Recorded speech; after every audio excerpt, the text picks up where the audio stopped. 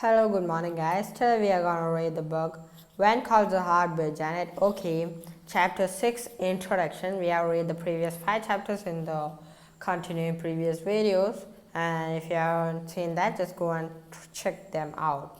Let's start.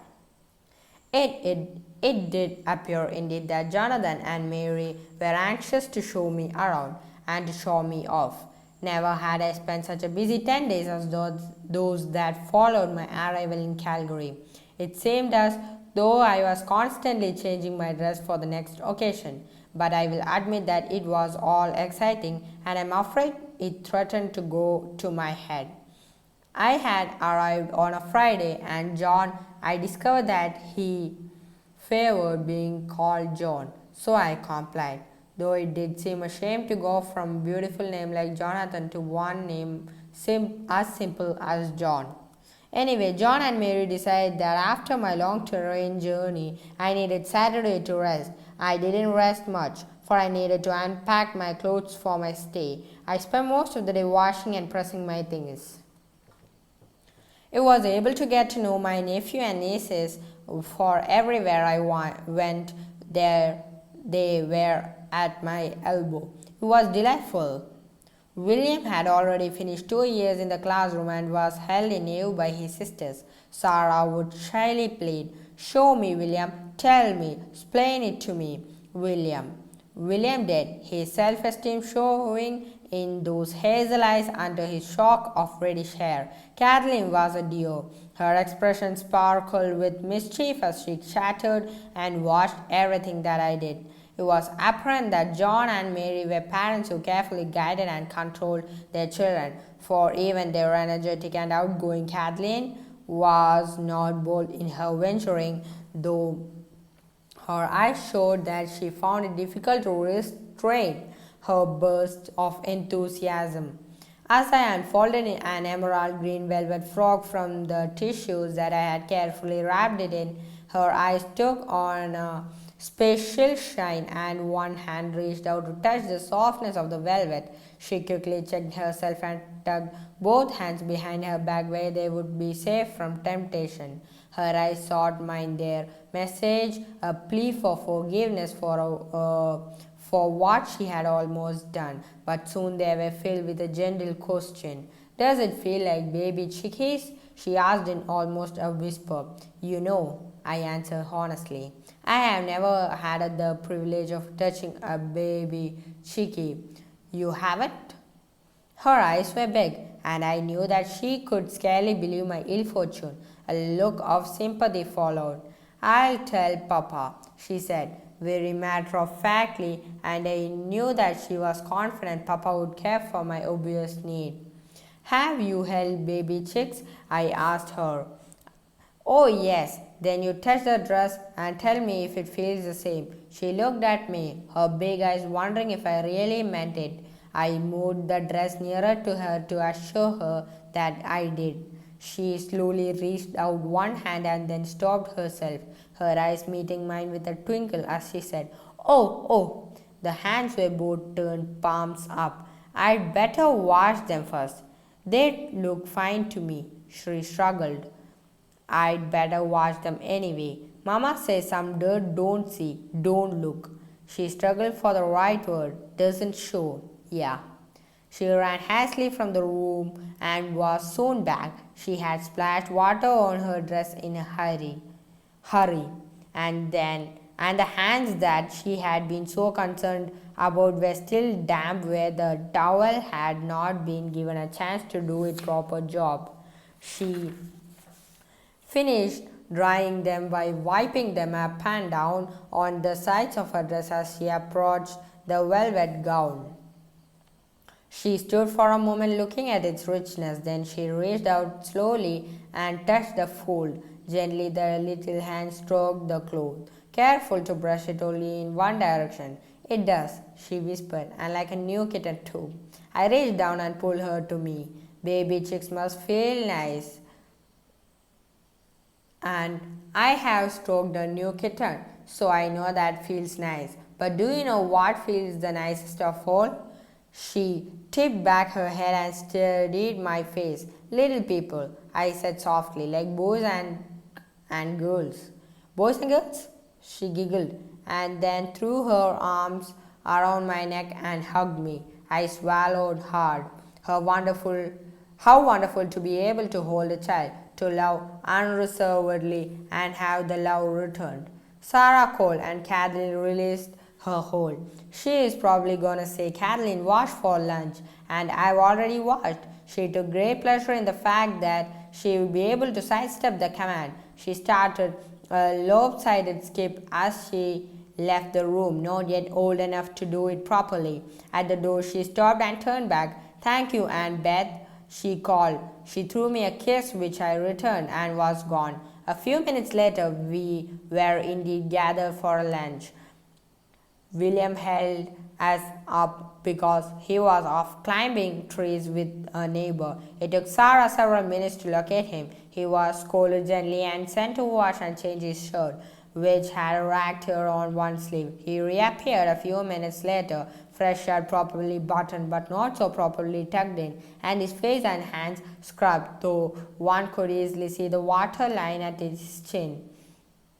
Mary's rueful smile accepted him as he was, and the meal was served. After lunch, I want you children to play outside in the yard, said Mary, looking pointedly at William, and Beth may want to nap. Oh no, I hurried to explain. I haven't finished caring for my clothes. Even as I said the words, I realized just how much I love to take time for a little rest.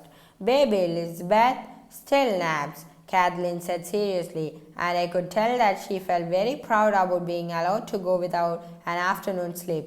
Baby Elizabeth is lucky, declared Mary. I guess that there were many days when she gladly would have curled up for a nap herself if she had been given the opportunity. Kathleen did not argue, though it was evident from the look in her eyes that she did not agree with her mother. The next morning, Sunday, the house was filled with activity as we prepared to attend the church service.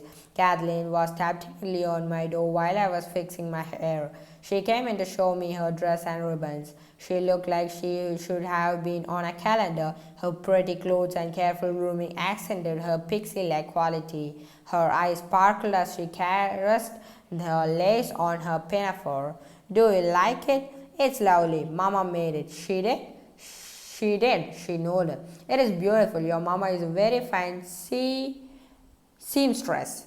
That's what Papa says. She then studied me. You look nice too. Did you make your dress? I shook my head, thinking of the shop in Toronto where the dress had been purchased. No, I said slowly. Madame Tanier made it. She is good too, Kathleen said solemnly. I smiled, thinking of the madam and her prices. Yes, she was good too. The church building was new, though not as large as the one I had been used to attending. The people were friendly and it was easy to feel at home, especially because I came as John's sister. It was plain to see that they regarded John and Mary with a great deal of respect. I sat between William and Sarah. It was difficult for William not to scream. He shifted this way, then that, swung this foot, then the other, made fists, then relaxed them. I couldn't help but feel sorry for him. Kathleen did not fare much better than William. Sarah, on the other hand, sat quietly. At one point, when we stood to sing a hymn, she slipped a little hand into mine. I gave it a squeeze and smiled at her. She cuddled up to me like a little puppy. After the service was over, I was introduced to a number of the people. The congregation was made up mostly of young couples, though I did see several men who seemed to be unattached. I appreciated the fact that John did not steer me in their direction. He left me with Mary and a few of her friends and went over to greet the men by himself. The minister, his wife, and 4 children were invited to join us at John and Mary's for Sunday dinner. The Reverend Dixon had come west 3 years ago. He wanted to talk of nothing but the West and was full of glowing accounts of the great things that were happening all around him. Mrs. Dixon was eager to discuss anything and everything about back home. I felt much like a tennis ball during the conversation. The next day, John and Mary invited Mr. Higgins, the district school superintendent, for dinner. I was anxious to meet Mr. Higgins and to find out about my new school, but I was nervous about it too. What if he didn't feel that I could do a proper job? A man with his great responsibility who was conscientiously searching for just the right teachers for his needy schools could be extremely fussy about whom he chose to fill those needs.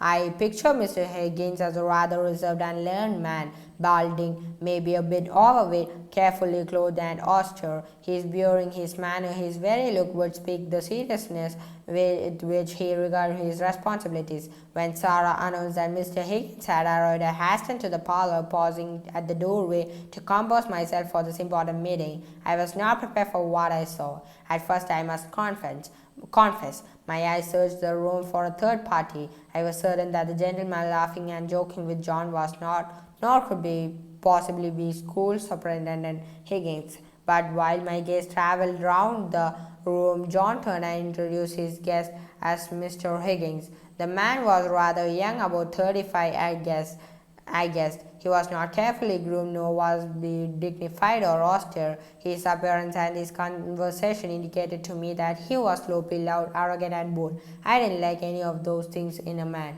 I felt an inner check quality reminding myself that one must never make snap judgments based on first impression. Even so, it was difficult for me to smile politely and extend my hand, but I did. Higgins nearly broke my fingers as he pumped a generous, manly handshake. He boomed out, "How do you do? How do you do?"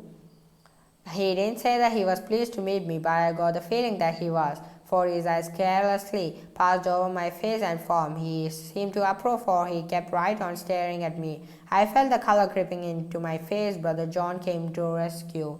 "Let's be seated," he said. "I'm sure that Miss Thatcher is anxious to find out all about our school district." Mentally, I thanked John for using the formal name. Perhaps that would keep the former Mr. Higgins at bay. I voiced agreement with John. "Yes, I am most interested in everything concerning the schools of this area, in particular the one that I will be serving." "Later," thundered Higgins. "I never spoil a good dinner by discussing mundane things like work before I eat." He laughed loudly at what he considered his wit and turned to ask my impression of the West. I could tell by his voice that he felt there was nothing anywhere that could in any way come near to equaling his West. I replied that I had been in the West such a very short time that I really hadn't a proper chance for evaluation. I wasn't sure that he accepted my statement. I sensed that he felt one shouldn't need time to clearly see the West's superiority, but instead of contradicting me, he said something about showing me around. Jonathan again rescued me by steering the conversation to other subject, and it wasn't long until Mary announced that dinner was served. The roast beef was delicious. I would have loved the opportunity to enjoy it, but Mr. Higgins spoiled it for me. His open stare followed my every move, and I felt so nervous that I could scarcely direct my fork properly. I had never met such a man before, and I mentally considered that I had finally met my firstborn. So puffed up was he with importance and his own opinions that he monopolized and manipulated the entire conversation. My first impression had been correct. I did not care for Mr. Higgins, school superintendent.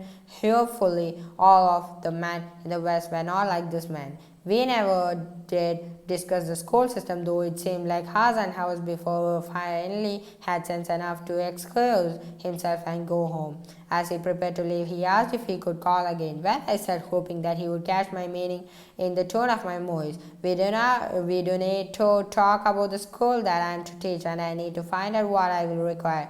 We haven't found time for that yet." He laughed as I was delightful and squeezed my hand as he shook it. I pulled away. "I'll see you Wednesday," he said, and he winked. I was shocked at his brazen manner, and a little gasp of surprise escaped me. He didn't notice a bawled a merry good night that I was afraid might awaken the sleeping children, then went whistling down the walk. "Someone should marry that man and polish him up a bit," Mary said softly. I shook my head and said, "It will take more than polish. I would not impose such a task on any woman." On Tuesday, John decided that I should be introduced to Calgary shops. So he drove me downtown and left me while he went to his office. Mary had planned to accompany us, but William had an earache, so she stayed with him. The shops were certainly different from what I'd been used to. I didn't see any that would compare with Madame Trainor's, but I did find them all most interesting. How I wished that Julie were with me. What fun we could have had. John had promised to meet me for lunch at a nearby hotel, and as 12 o'clock approached, I felt hungry. I decided to make my way to the dining room he had pointed out earlier. As I moved down the sidewalk, I was aware of many stairs that followed me. I felt a small nervous twisting in my stomach. Perhaps it was unacceptable for a lady to walk alone in the Calgary. I would have to ask Jonathan. I hurried my steps. The Calgary streets were alive with variety. Besides the dark-suited businessmen, there were ranchers, farmers, Indians, and just plain loafers. I caught my breath and hurried past a rough-cut foursome who slouched against a hardware store. I could hear remarks and laughs, but I did not try to untangle any of the comments. I had no desire to know if they concerned me. When I reached the hotel dining room, John was already there 10 minutes ahead of the appointed time.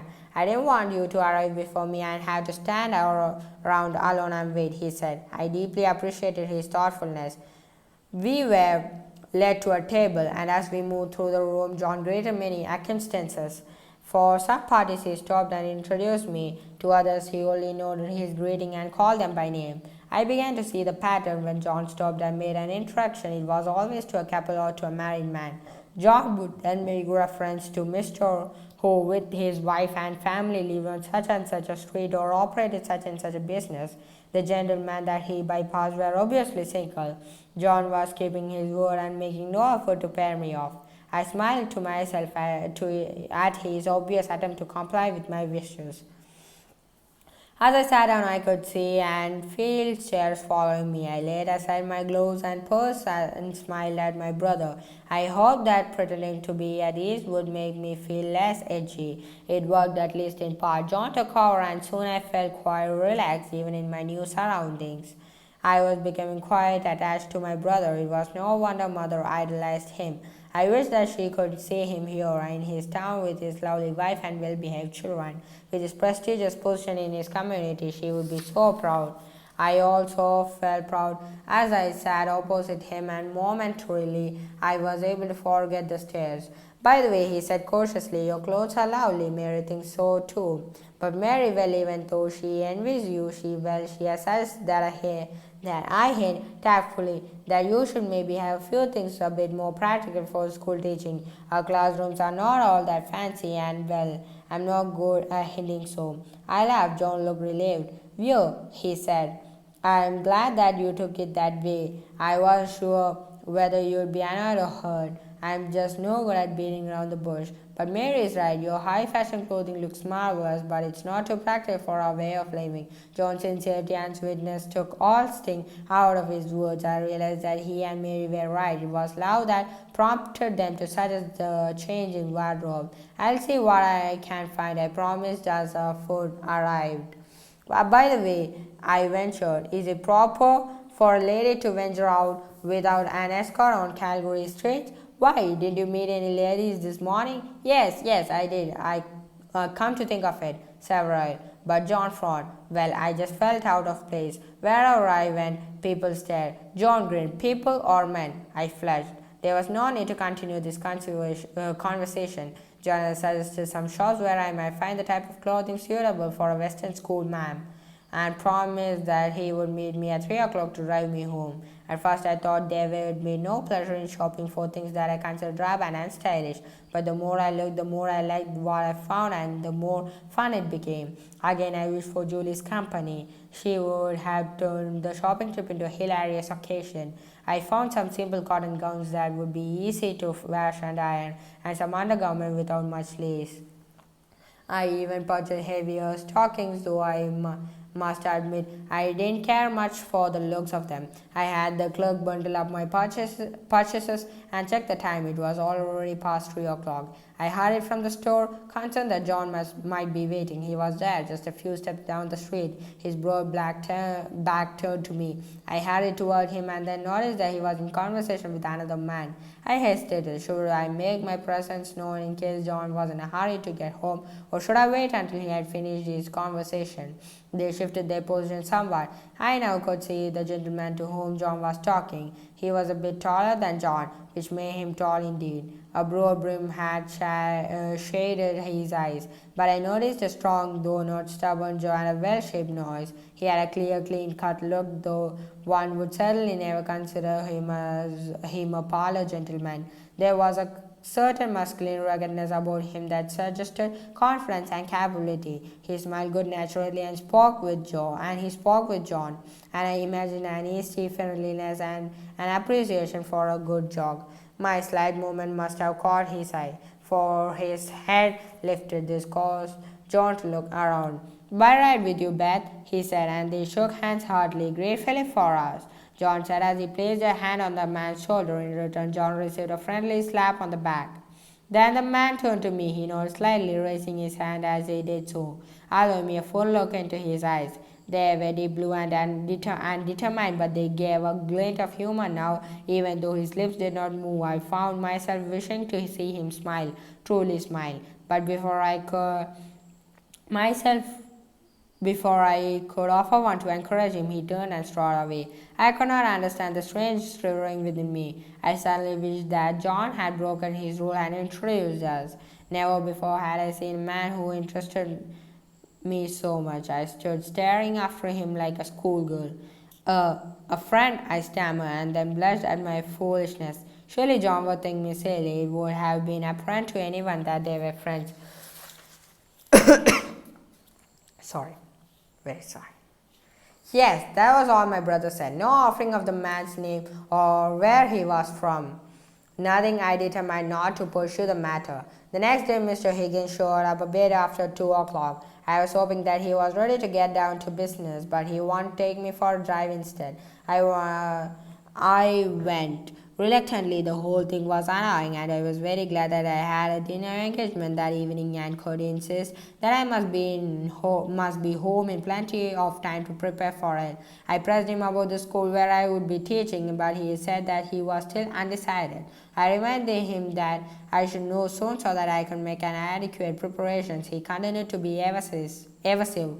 I noted that there was only a week until class would commence. He replied hurriedly that a lot could happen in a week, then exploded an uproarious laugh. I dropped the subject. He left me at the door and remarked how quickly the afternoon had passed. He asked if he could see me on Friday. Helplessly, I replied that since it was imperative that I know my future plans, he could. He boldly put a hand on my arm as he shook my head. "Oh, I do have plans, my dear," he said. "I do have plans for you." The nerve of him, I thought as I climbed the stairs to my room. Never had I met such an obnoxious man, and to think that I was in a position where he would be my employer. I did hope that our respective duties would rarely bring us into contact with one another. Suddenly, the face of John's friend came to my mind. What a shame that he didn't turn out to be Mr. Higgins, I thought, but immediately scolded myself. How foolish to even think such ridiculous thoughts. But I was amazed at the intensity of my feelings. I had seen the man only once for just a moment. Why should he affect me so? I didn't know, but those blue smiling eyes stayed with me to haunt me as I opened the door to my room. With a great deal of determination, I pushed the image of the face from my mind and concentrated on choosing a gown for the evening ahead. The 7th chapter is Mr. Higgins' plan, and I'll be reading it on the following video. Don't forget to subscribe the channel by giving a thumbs up to this video if you liked it, and don't forget to share it with your friends who likes reading. Thank you. Have a nice day. God bless you.